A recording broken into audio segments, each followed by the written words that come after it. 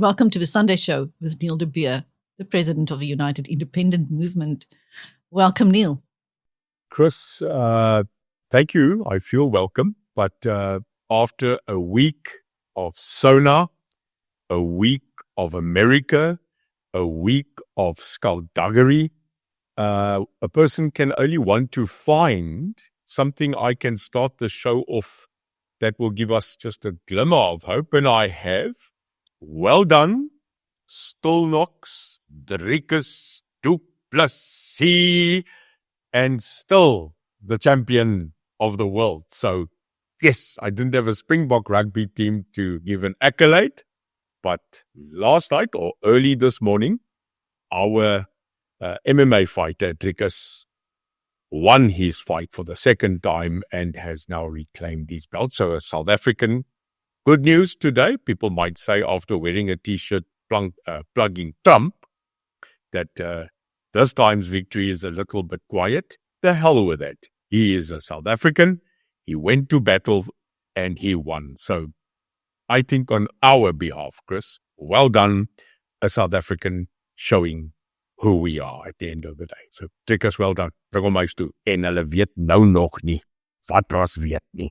Talking about Trump, the US president has unleashed a storm by offering refugee status to Afrikaner farmers and their families, Neil. Have you been following the comments on social media? Chris, this is a serious matter. I don't think we can just say that the matter of now Trump offering what he is going to say, an abode for people that are being oppressed and Afrikaners that currently don't see it fit to stay in this country anymore. Which I must tell you, if you really are a Afrikaner of 'n Afrikaanse, I would be frowning and I would be saying, thank you, baie dankie, but nee dankie. I will stay in my country and that is what it's about. So, Chris, let's unravel what happened in 1 week and how did this not go into the dustbin for this country. It is a myriad of communication failures, absolute blame on blame, everybody trying to cover their backside, and at the end of the day, no one getting up in this country, as far as I am concerned, rolling up their sleeves, putting on their best suits, and getting the hell to America. Now, when you have a problem, and there is a problem, like if you have cancer, Chris, to deny that there's cancer, to talk around cancer, at the end of the day, kills you of cancer. And this is where I would like to start this 5 minutes of absolute irate speed dumping of patheticness of the leadership that we've got in this country. It has been a myriad of ooh and ah and sure and what now? I mean, it is like 50 people running around in an open farm at night with a spotlight om hasse te skiet and everybody's tripping over each other. And finally, that rabbit is sitting there and going, are we sure these are hunters? Now, Chris, you've got the DA, you've got the ANC, you've got Ronald Lamola, you've got AfriForum, Solidariteit, and Pieter van Welkom. And everybody is sitting there and going, huh? But what they don't understand is that not one person in this country is taking responsibility.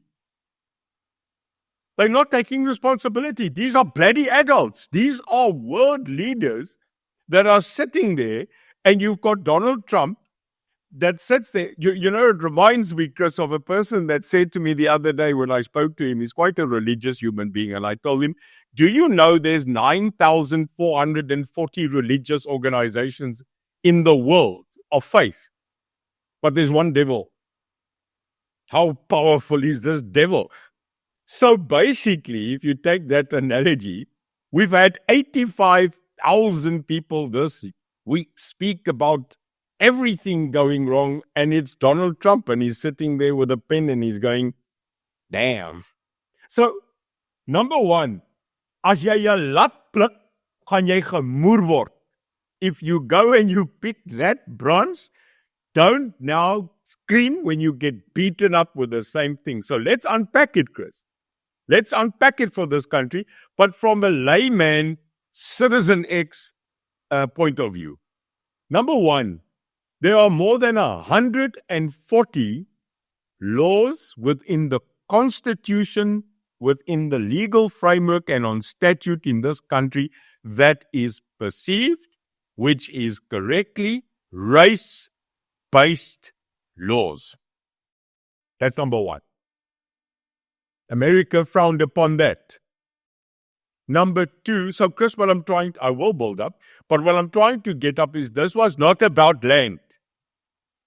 This whole thing that happened from the US was not sparked off by him signing in this country the land. I'm telling you what was the crescendo that was building up to this massive orchestra piece. One, it was the race-based laws. Second, Donald Trump has previously also attacked our BEE law as being unfair and prejudiced. So BEE. Number three, the fact that South Africa, the almighty South African ANC, went to the International Crime Court and laid a formidable charge of merely genocide to the point against Israel. Point three. Number four, they go and sign laws, and three of them incumbent, one not, but other two. The BELA Act, again, Afrikaner. Number two, the EWC, the land without compensation. And then the stump at NHI. Chris, can you now see what is the facts that built up to this point where Donald Trump turned around and being whispered, I'm sure, in the ear by Elon Musk, by telling him, but by the way, also not that they all make up a stuff up of this trifle, Donald, but when I wanted to bring better internet, better connectivity through Starlink, I was told that I can bring in, but I have to give away a proportion of my company to the unfair race-based BEE law. Make no mistake, I druk hy skroefie in. So you are sitting there, Marcus Rubio getting up and going, well, as the new Secretary of State, Foreign Affairs, the hell with him. And I'm also not going to attend the G20 because Cyril Ramaphosa is currently also going to chair. Chris, there you have it. A litany of small detonations on a string of pearls of a big dynamite bomb. And now, ultimately, and I'll tell you this, because I know from the ground, no one expected the last detonation of a pure and final executive order 2 days ago from Donald Trump. Because you remember the previous discussion was he was standing at the foot of his airplane, Air Force One, and just made a comment where he was said, are you going to bring out sanctions to Africa? And he said, no, South Africa. He then spoke about the bad things that are being done here, etc. But at that stage, Chris, he did not sign a document yet of what he did 2 days ago. He cut off certain relief funding, and you will remember that was approximately 8 billion rand, 435 million US, and that was for antiretroviral drugs to support the people in this country that have HIV/AIDS. That was just what he cut and said that would go under investigation, Chris. And 2 days later, he signs now a very poignant executive order cutting all support and relief to the Republic of South Africa, which now automatically has stirred this bomb, no matter land, no matter doctors and NHS. He, in my opinion, has taken this personal. And what has now happened is he is saying, nay, not just the one portion, but AGOA and all our trade is now under threat. what is the sum total? Chris, 2024, this country did to the value of exports and sales through AGOA more than 164 million. That is a lot of money. Chris, that is on the one portion just on stock on agri. The total value of our trade last year bordered over 100 billion rand. 100 miljard. So this is serious. This is not a pudding pie contest where we are taking plastic swords and mooring Sri Lanka. This is the United States of America. And I am flabbergasted that Cyril that went onto a golf course and was applauded by his jesters. I don't know if you saw that. Him hitting a golf ball that nearly dropped into the fiscus, and everybody around him went, what a klomp tos. I mean, they are singing for their supper and looking at him and him turning around and then saying, no, we're going to definitely send a delegation. What? You're going to send a delegation? My brother Cyril, if you could put on the whole cabinet, 60,000 boere and people that would go beg on a flossie, you better do it now because we are in trouble and it doesn't seem anybody has the rugby balls to go and face the Donald. Well, it doesn't seem like it's only the country that's in trouble. Neil, the Democratic Alliance support base has been hit hard. So has AfriForum's. Chris, almal gaan brand. You know, at the end of the day, if you put in your hand into a honey contested bee-infested circle, you're going to get stung. So if the first one takes the honeycomb and pulls it, stung, the next one sting, the other one sting. Almal word gesteek op hierdie oomblik. Die mense wat die hardste gesteek word is ons as Suid-Afrikaners. Ons word so gesteek. It's becoming the Moulin Rouge. So at the end of the day, Chris, what we're seeing here is that the ANC went in, started to attack AfriForum because they needed a scapegoat. Fine, no problem. No, me the blame, you the blame. Unbelievable that a Afrikaans small social society can do such damage, isn't it? That is mind-boggling that Kali Kriel can actually cause this. But anyway, I think we give him too much credit. We are now seeing that after Cyril tried to get involved and tried to say, but this is absolutely wrong because Section 25 of the Constitution, which protects private property ownership, in their opinion, has never been changed. That the new law is an amendment, and there the DA is saying that we have still the opportunity to take it to court. And then John Steenhuisen, after obviously Cyril is just slapped to the side by the United States, John has to come up, and I'm telling you, he had to come in, because if Cyril wasn't listened to anymore, who are they going to listen to? And it is, therefore, in my opinion, what happened, incumbent on John as the other side of the bridge of the GNU to come in and to try and solve this matter on behalf of the GNU. But when John got up and tried to explain to the people that it is false information according to him, it wasn't seen as that, Chris. What is seen is they didn't give a damn about what John was saying. All they saw was a puppet that is now coming in and trying to protect Cyril. That is the perception what I saw on social media. And Chris, they took flack.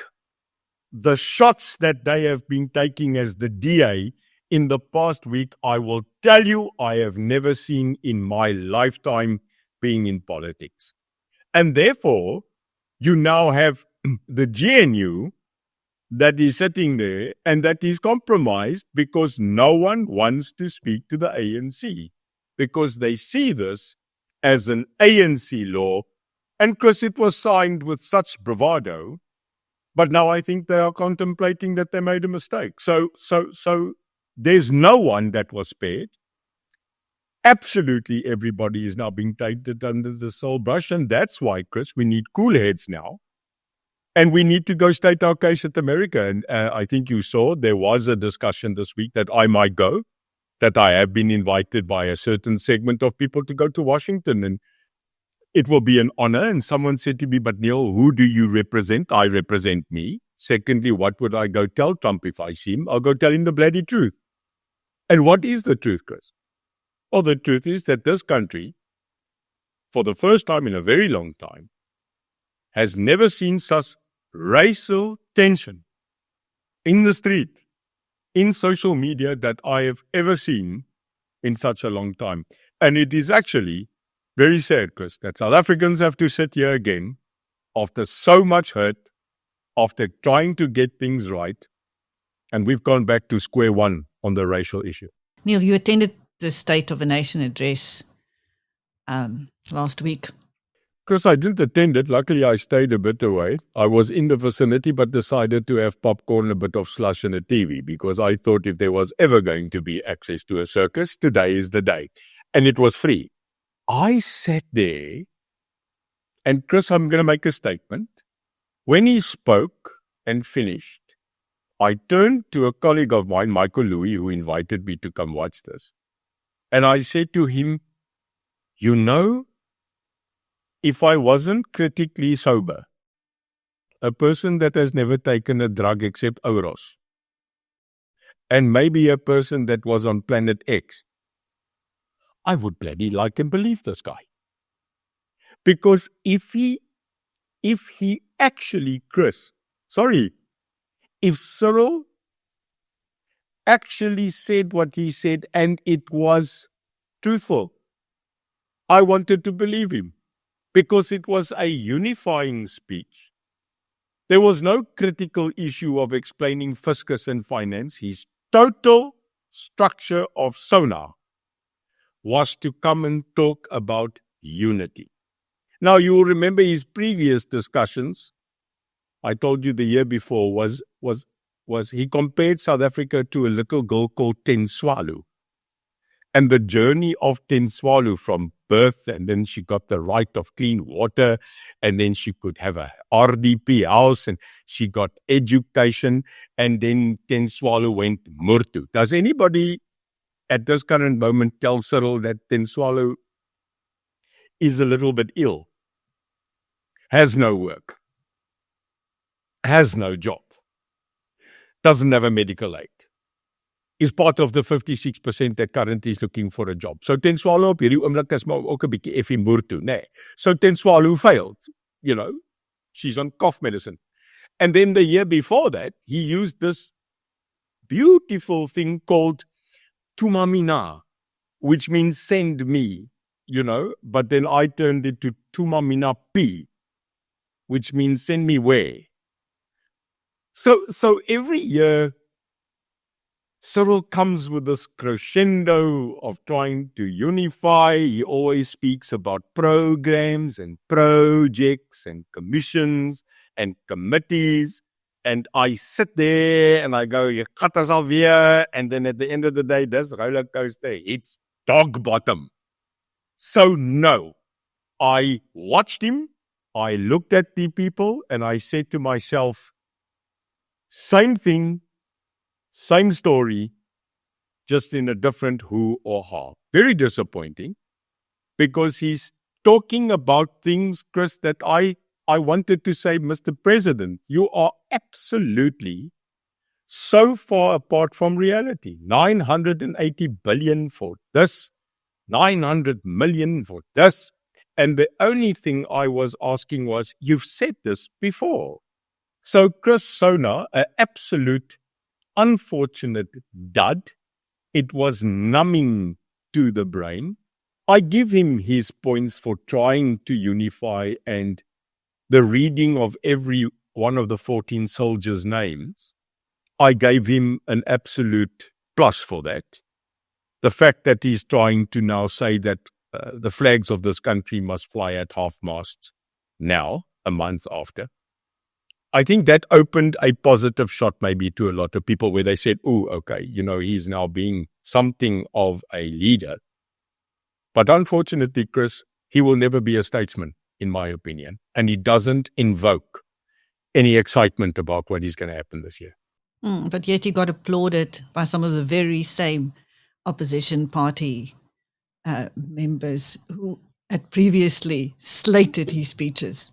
Because if you look at it, Chris, I always look at the people that come in front of the president. I think I must get a clip together for you. I am always astounded that when he walks into a room or he plays golf or he talks about pudding, or even if this guy was just standing there and going, "Oh, look, cloud," there are people that are always around him that go, "It's pathetic. The king is naked. Hierdie koning is kaal." And he stands there, and no matter if he's naked, Chris, the people are clapping and they are laughing at his pathetic stuff. So I must tell you, it is sickening to me, because if you were a real opposition, if you were a real representative of the people of this country, you don't have to smile and laugh at crap jokes.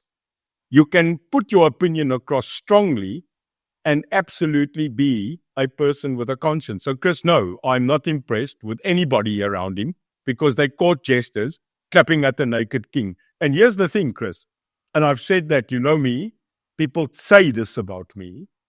I'm not here for the popular vote. I don't seek to be popular. I seek to be just. And it seems that in the GNU, you'd rather be popular than take the bloody right decision for 60 million people. And that sits right here. Jy weet, nadat jy omtrent 6 kilogram geelvet botter gevreet het en biltong, you get that knoppy here. And that's how I felt when I put off Sona. I had to go drink milk of magnesia. Well, still in the presidency, where the minister responsible for state security is waiting to hear whether she will be prosecuted for alleged tender corruption. And that is just one aspect of the crisis in the intelligence services. We also saw the former state security minister Bongani Bongo granted bail in a state capture related case, Neil. Chris, are we clear on what you just said? I mean, sorry, I have to push pause. I got such many laughs last time when I spoke about Eskom's push. Ek weet net gaan my lippe reg kry. Can we push pause quickly on politics? Did we just say that the current minister in the presidency, who is in charge of the spies, of intelligence, of the Secret Service, that person has been and is being investigated? Is that correct? I think the Hawks finished the investigation, Neil, and handed over the results to the NPA for a decision. Right. So this is the person that is supposed to be cleared on the topper secrets, on the most vulnerable secrets, on the most sensitive secrets of this country, and is under investigation, right? And then did we say the double whammy, the double dry met die flake en die cherry and the crumb en donderhom sommer ook in die dip met caramel, is that the previous minister of state security, who sits with vulnerable secrets, intimidating intelligence, is now drafted back in court and recharged with fraud. Are we clear, Chris? And well, we're still dealing with allegations, Neil. Nobody has been convicted yet. Sure. But a person said to me the other day, allegedly you're ugly. Marge, what is actually meaning? Yes.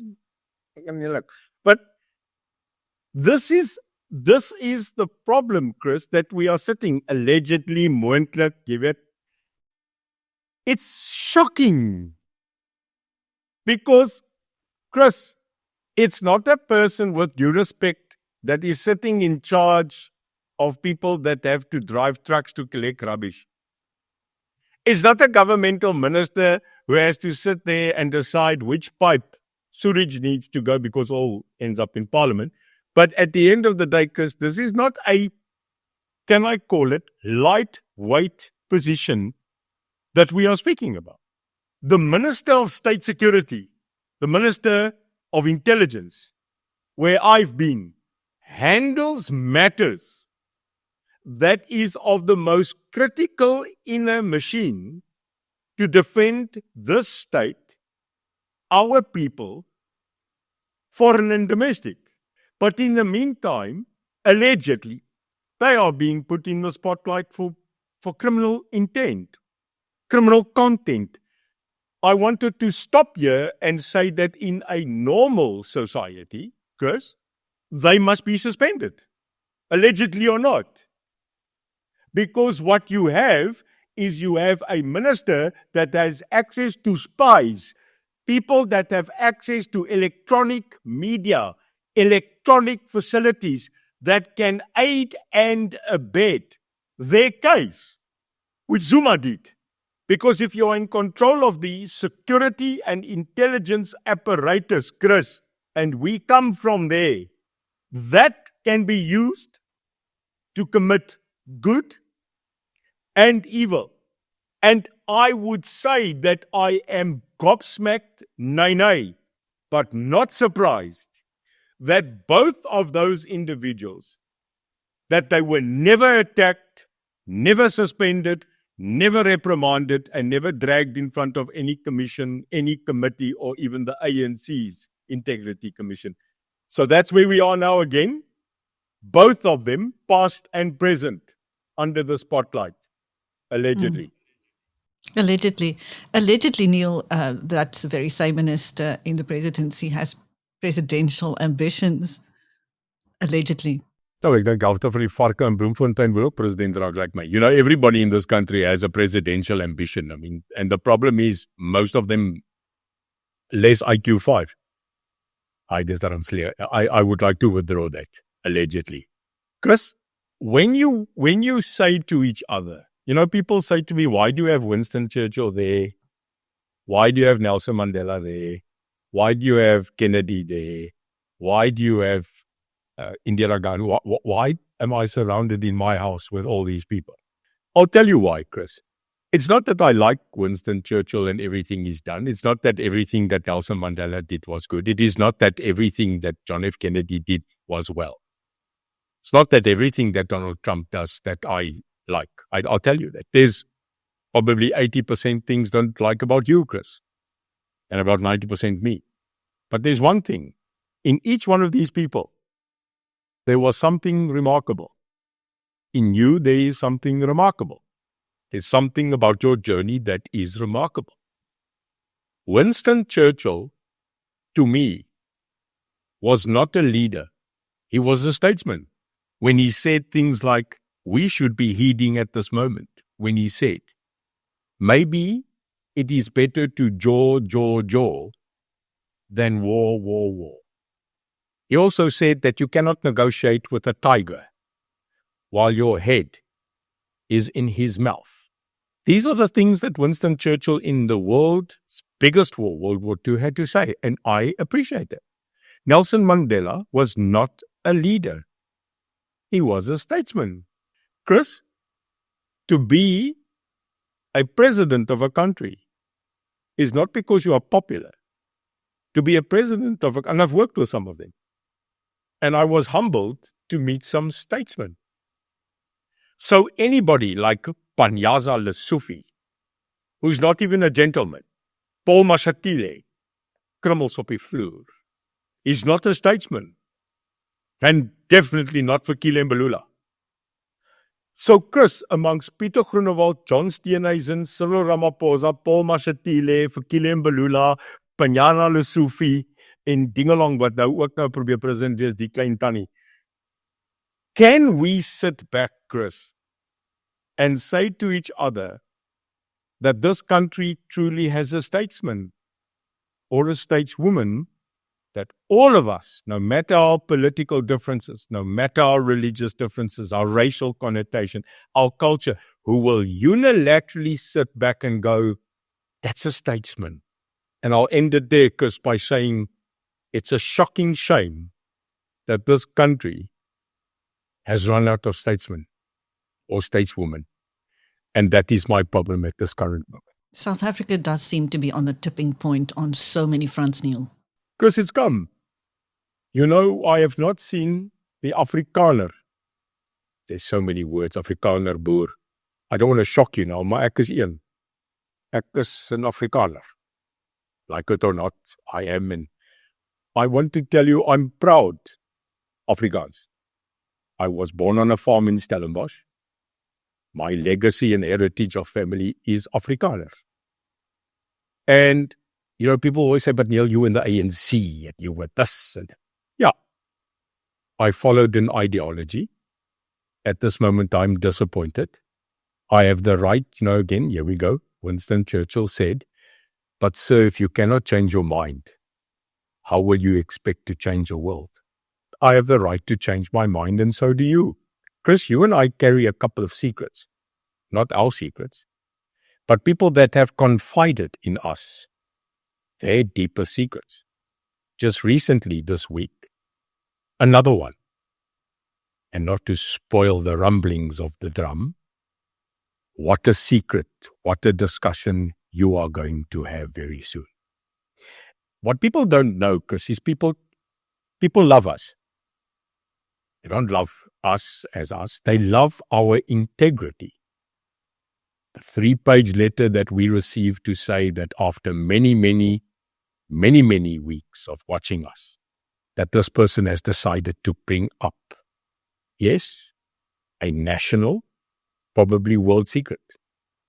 Chris, this is the burden you and I now carry. People write to us. They believe in us.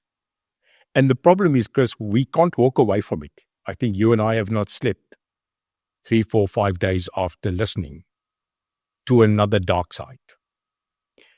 The fact of the matter is that this country is at a crossing line.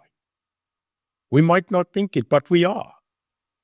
We have a multitude of racial explosions, of matters to be tested, of, for the first time again since 93, 94, having to sit down and say that all the people of this country, the Constitution, the dream of a rainbow nation, the walks of Madiba's reconciliation, the TRC, the getting on with it, the great games that we have won on the field and off the field, the inspiration of a beautiful country, a country where people were willing to die, black and white, a country where we stood on principles, a country where no matter how ill you are, how dark it gets, how black and white destroy each other, how people can stand on a podium and say, kill the white. And yesterday, where a parliamentarian can sit on Twitter, a parliamentarian of this country, a person that took an oath, an allegiance to defend the democracy and constitution, that a parliamentarian in this country, when said by another parliamentarian, what is the solution about the Afrikaners and the whites in this country? Can we not get Cyril to give them aeroplanes to leave for free? And the answer on a public social media platform from this parliamentarian is 2 words: plaasmoord. This is a person that is a parliamentarian who says that the solution now is not to get Afrikaner white people to leave this country in aeroplanes, but he shockingly says the solution is farm murders. I don't care, Chris, on what side of the divide you are. I don't care what is your politics. But when we have come to a point in this country where elected governmental officials have the same right to sit on a public platform and use the same kind of words they used in Rwanda to say, kill the cockroaches. And what happened there? We have really this week, in my opinion, hit the lowest of the low in 30 years when this is allowed and when this kind of hate speech is now being projected. So, Chris, in conclusion, yes, South Africa has come to many crossroads now. But I will say, Chris, I am a patriot of this country. I was born here, and I am willing to put the lights off if necessary. We will have to really dig deep this week. We will really have to have introspection, no matter whom you are and what you are. Because, Chris, if we love our country so dearly, if we love this land that we are born, no matter where we are, if you are sitting in the Karoo, die veldbos van die Langeveld, the thundering waves of Umhlanga, the Dragonian mountains of the Drakensberg or the flat roads of the Free State, the beautiful flowers on the west coast, die bokkoms van Saldanha of die Kaapse Klopse on the Table Mountain. I beg the leaders of this country to stop your absolute hogwash, to remember why you are there, and to do anything, Chris, necessary. Even if it means that you've got to take the knee, go back to your foundation, but save this country and its beautiful people. That's my message today on BizNews. A bit emotional, but clear. I am a grandfather, and my little boy, Aiden, must know what a beautiful country he was born in. The end. Thank you. That was Neil de Beer, the president of the United Independent Movement, on the Sunday show with BizNews, and I am Christine. Thank you, Neil.